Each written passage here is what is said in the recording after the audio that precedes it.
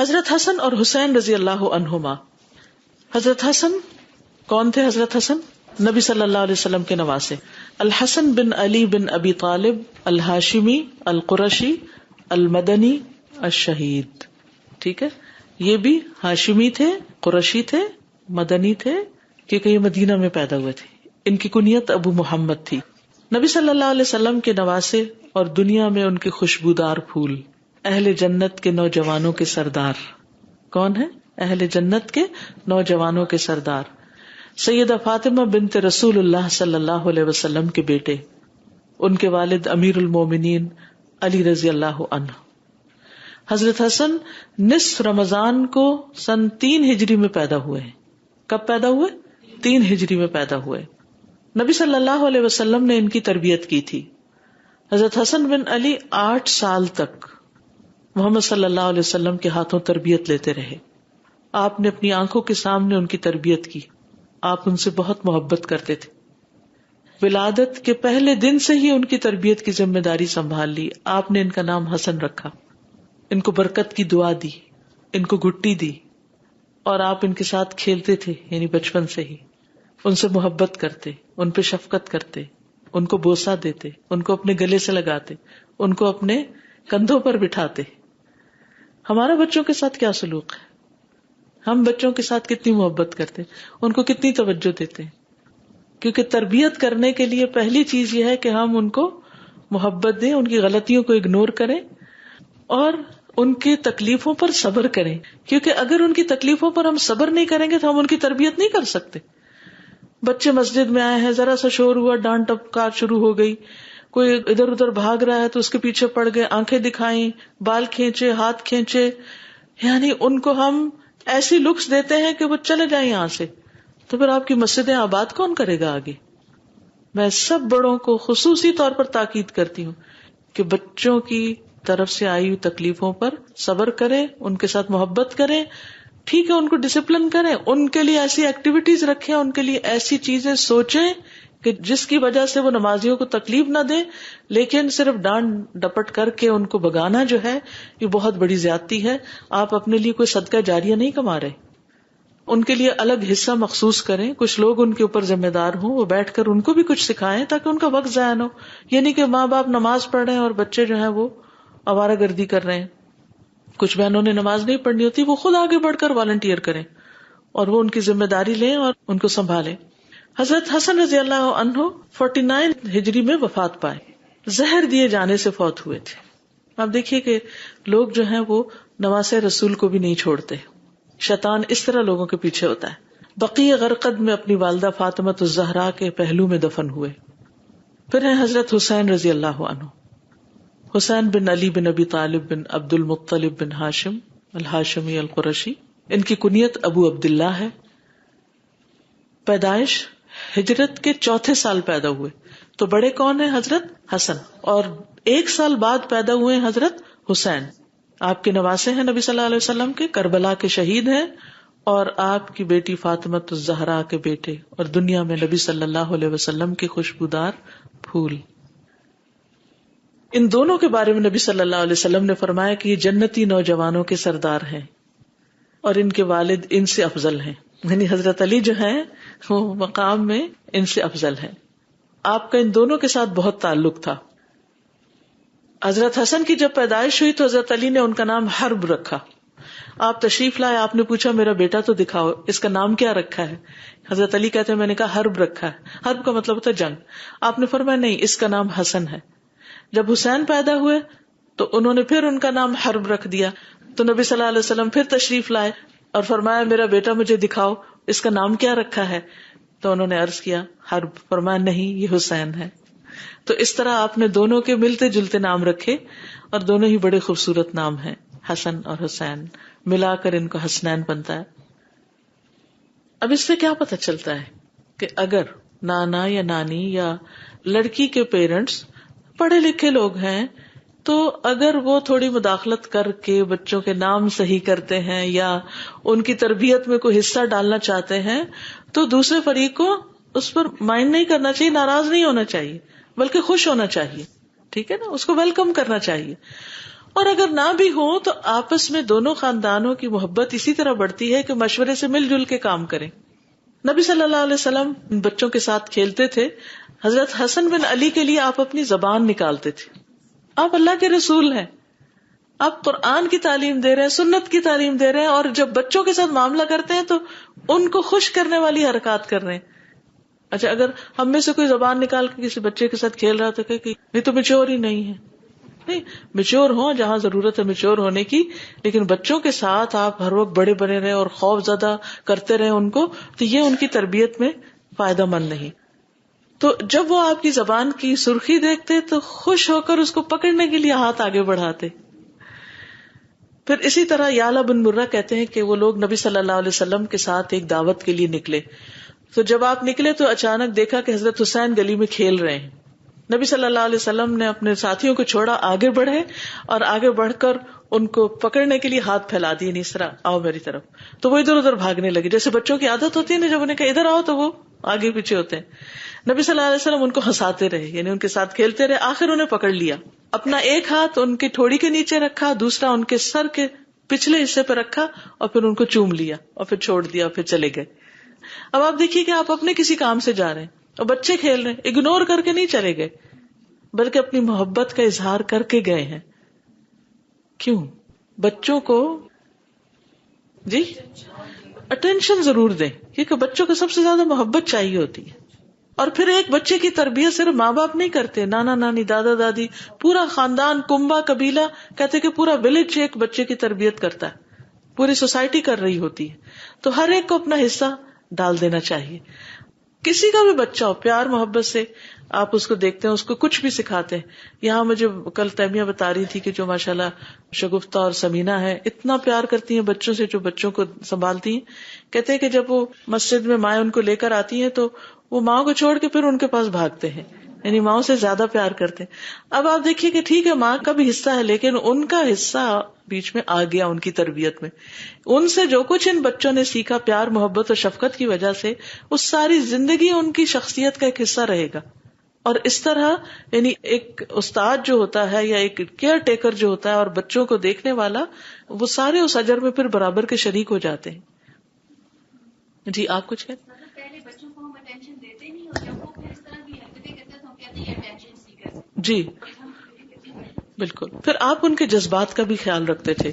ایک دفعہ رسول اللہ صلی اللہ علیہ وسلم پچھلے پہر کی 2 نمازوں ظہر یا عصر میں سے کسی نماز کے لیے باہر تشریف لائے, جب آپ حسن یا حسین کو اٹھائے ہوئے تھے. نبی صلی اللہ علیہ وسلم نے آگے بڑھ کر انہیں ایک طرف بٹھا دیا اور نماز کے لیے تکبیر کہہ کے نماز شروع کر دی. جب آپ اپنی نماز میں سجدے میں گئے تو خوب لمبا سجدہ کیا.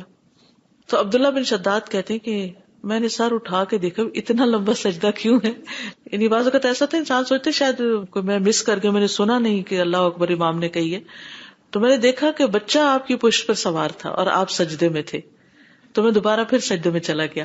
جب رسول اللہ صلی اللہ علیہ وسلم نماز سے فارغ ہوئے تو لوگوں نے عرض کیا یا رسول اللہ صلی اللہ علیہ وسلم, آپ نے تو آج نماز میں بہت ہی لمبا سجدہ کروایا, ہم سمجھے کوئی حادثہ ہو گیا یا آپ پر کوئی وحی نازل ہو رہی, کیونکہ وحی جب نازل ہوتی تھی تو آپ دنیا سے لا تعلق ہو جاتے تھے.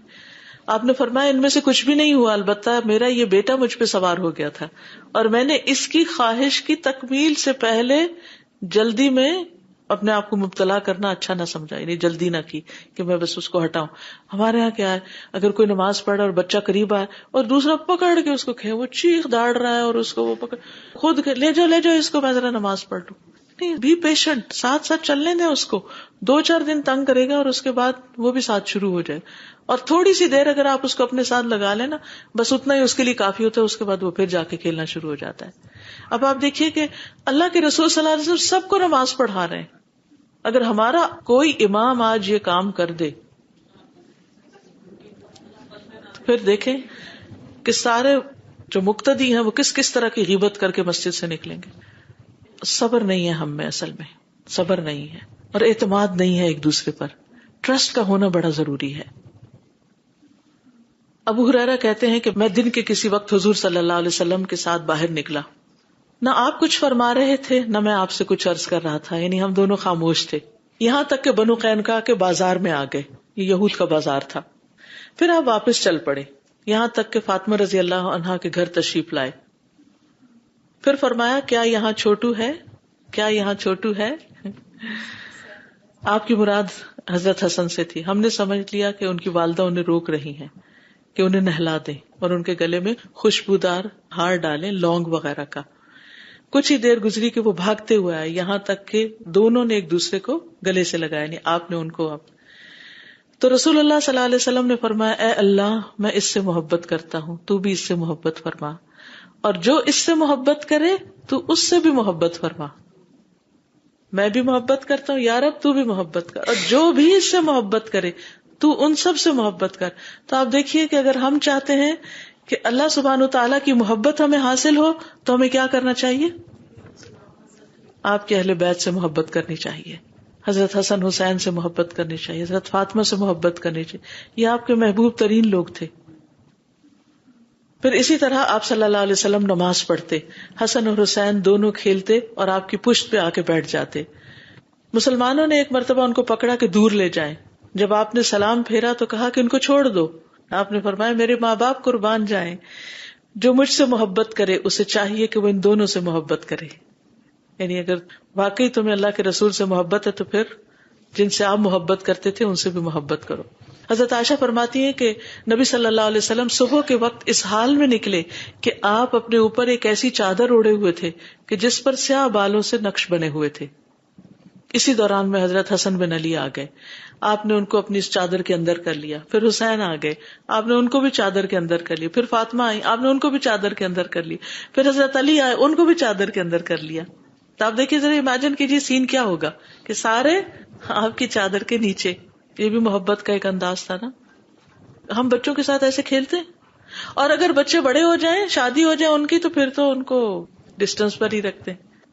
ہم تو ایسا کبھی سوچتے بھی نہیں کہ اچھا بڑے آ گئے ہیں تو بڑوں کا کیا ہے، بڑے بھی بچے ہیں نا، ان کو بھی آجو، تم بھی آجو. کتنا خوبصورت منظر اور کتنا خوبصورت انداز. اس سے گھریلو زندگیاں، خاندانی زندگیاں خوشگوار ہوتی ہیں. ہمارے گھروں سے خوشیاں کیوں ختم ہو گئی ہیں؟ محبتیں ختم ہو گئی، تکلف آ گئے ہیں، قدر نہیں رہی ایک دوسرے کی، ایک دوسرے سے بیزاری. ہم انتظار کرتے تھے دوسرا عزت کرے، دوسرا مجھے محبت کرے، دوسرا میری قدر کرے. کیوں نہیں آپ پہل کرتے، آپ شروع کر دیں. پھر اسی طرح حضرت اسامہ بن زید سے بھی آپ کو بہت محبت تھی. تو وہ کہتے ہیں کہ رسول اللہ صلی اللہ علیہ وسلم مجھے اپنی ایک ران پہ بٹھاتے، حضرت حسن کو دوسری پہ بٹھاتے. حضرت اسامہ بہت سیاہ رنگ کے تھے کیونکہ ان کی جو والدہ تھی ام ایمن وہ حبشی تھی، سیاہ فام تھی، اور حضرت حسن جو تھے وہ بہت سفید تھے. تو دونوں ایک دوسرے کا کنٹراسٹ تھے. ایک طرف بیٹھا، ایک طرف بیٹھا ہے، اور آپ دونوں سے پیار کر رہے ہیں. اور آپ فرماتے اے اللہ ان دونوں پر رحم کر، میں بھی ان پہ رحم کرتا ہوں. اب اس میں حضرت زید جو تھے وہ آپ کے منہ بولے بیٹے تھے، بعد میں اس چیز سے روک دیا گیا، لیکن آپ کو حضرت زید سے بھی بہت محبت تھی. اسی لیے حضرت زید کے جب باپ اور چچا ان کو لینے کے لیے آئے، انہوں نے خود انکار کیا کہ ہم نہیں جائیں گے. نبی صلی اللہ علیہ وسلم نے ان کو اختیار دیا تھا. تو بہرحال اب آپ دیکھیے کہ بعض اوقات آپ اپنے بچوں سے تو پیار کر رہے ہوتے ہیں، لیکن کوئی دوسرا بچہ پاس کھڑا دیکھ رہا ہے تو آپ اس کو نہیں بلاتے. مثلا آپ بچوں کو پک کرنے کے لیے اسکول گئے، آپ اپنے بچے کو لیتے ہیں، گلے لگاتے ہیں، سب پیار کرتے ہیں، اس سے باتیں کرتے ہیں. ایک بچہ اکیلا بےچارا کھڑا ہے، پتہ نہیں کسی سنگل پیرنٹ کا ہے، ماں ہے یا باپ ہے، پتہ نہیں کام پہ ہے، کب آئیں گے. وہ کھڑا ہے انتظار میں اداس شکل لے کر، وہ دیکھ رہا ہے ہر ایک کے ماں باپ آ رہے ہیں، گلے لگاتے ہیں، محبت سے لے جاتے ہیں. کیا کرنا چاہیے؟ کبھی وقت نکالیں تھوڑا سا، تو اور کچھ نہیں. ٹھیک ہے یہاں کے رولز ریگولیشن ہوں گے، آپ اس کو اٹھا نہیں سکتے، پیار نہیں کر سکتے، گلے نہیں لگا سکتے، لیکن سر پہ ہاتھ رکھ دیں، اسمائل پاس کر دیں، سلام کر دیں، انکریج کر دیں. کچھ نہ کچھ ایسا جیسچر شو کرے کہ جس سے اس کو پتا چلے کہ آپ اسے امپورٹینس دے رہے ہیں، وہ ان اٹینڈیڈ نہیں ہے. بس یہ بھی ایک صدقہ ہے، اسمائلنگ ایک صدقہ ہے، اور وہ صرف بڑوں کے لیے نہیں، بچوں کے لیے تو اور زیادہ کرنا چاہیے. اور اگر مسجد میں آپ دیکھیے الحمدللہ یہاں کی کمیونٹی میں سب رنگوں کے لوگ ہیں، تو اس میں کوئی ہمیں باعث نہیں ہونا چاہیے، اور کوئی رنگ اور نسل کی بنا پر کوئی ریشزم نہیں ہونا چاہیے، نسلی تعصب نہیں ہونا چاہیے. سب کو پیار کر، اور ایک دفعہ محبت کی نظر سے دیکھیں تو اللہ آپ کے دل میں ان کی محبت ڈال دے گا. یہ نہیں کہے کہ یہ تو فلاں ہے اور یہ فلاں ہے اور یہ فلاں ہے، نہیں. ایون میں سمجھتی ہوں کہ جن گھروں میں نان مسلم بچے، جو خواتین بچوں کی ٹیک کیئر کرتی ہیں، ان بچوں سے بھی پیار کریں، کیونکہ بچے تو بچے ہیں نا سب. پھر اسی طرح برا کہتے ہیں میں نے رسول اللہ صلی اللہ علیہ وسلم کو دیکھا کہ آپ نے حسن بن علی کو اپنے کندھے پہ بٹھا رکھا تھا اور فرما رہے تھے اے اللہ میں اس سے محبت کرتا ہوں تو بھی اس سے محبت کر. ایک اور روایت میں آتا ہے کہ آپ نے ان کو اپنی گردن پہ بٹھایا ہوا تھا, یعنی کہ یوں دونوں ٹانگیں آگے کر کے. پھر ایاس کہتے ہیں میں نبی صلی اللہ علیہ وسلم اور حضرت حسن حسین کو آپ کے سفید خچر پر بٹھا کر اس کی باگ پکڑ کر چلا, یہاں تک کہ انہیں نبی صلی اللہ علیہ وسلم کے گھر میں لے گیا. ایک بچہ آپ کے آگے بیٹھ گیا, ایک پیچھے بیٹھ گیا. پھر اسی طرح یہ ہے کہ آپ ان کو اپنے ساتھ لپٹاتے بھی تھے, یعنی حق کرتے تھے. پھر اسی طرح یہ کہ قیامت کے دن بھی یہ نبی صلی اللہ علیہ وسلم کے ساتھ ہوں گے. اور اگر ہم چاہتے ہیں کہ آپ کے ساتھ ہم بھی ہوں تو پھر ہمیں کیا چاہیے کہ ہم آپ سے محبت کریں, آپ کے بچوں سے محبت کریں. المرء مع من احبہ. آج کے لیے اتنا ہی کافی ہے, وقت ہو گیا ہے. انشاءاللہ اس کی احادیث ہم نیکسٹ ویک پڑھیں گے. جی آپ کچھ کہنا چاہیں؟ سازا جیسے نبی صلی اللہ علیہ وسلم ان سے بہت محبت کرتے تھے اور بہت ساری آپ نے مثالیں دی, تو انہوں نے اللہ سے دعا کی کہ اللہ آپ بھی ان سے محبت کریں. تو آپ کی بات مجھے یاد آئی تھی, آپ نے کہا تھا کہ ہم اپنے بچوں کے لیے کیوں نہیں مانگتے. تو الحمدللہ اس دن سے ایک عادت بنائی کہ اللہ تعالیٰ میں اپنے بچوں سے محبت کرتی ہوں, آپ بھی ان سے محبت کریں. الحمدللہ. اوکے, سبحانک اللہم و بحمدک, اشہد ان لا الہ الا انت, استغفرک و اتوب الیک. السلام علیکم و رحمۃ اللہ وبرکاتہ. اللهم صل على محمد وعلى آل محمد كما صليت على إبراهيم وعلى آل إبراهيم إنك حميد مجيد. اللهم بارك على محمد وعلى آل محمد كما باركت على إبراهيم وعلى آل إبراهيم إنك حميد مجيد.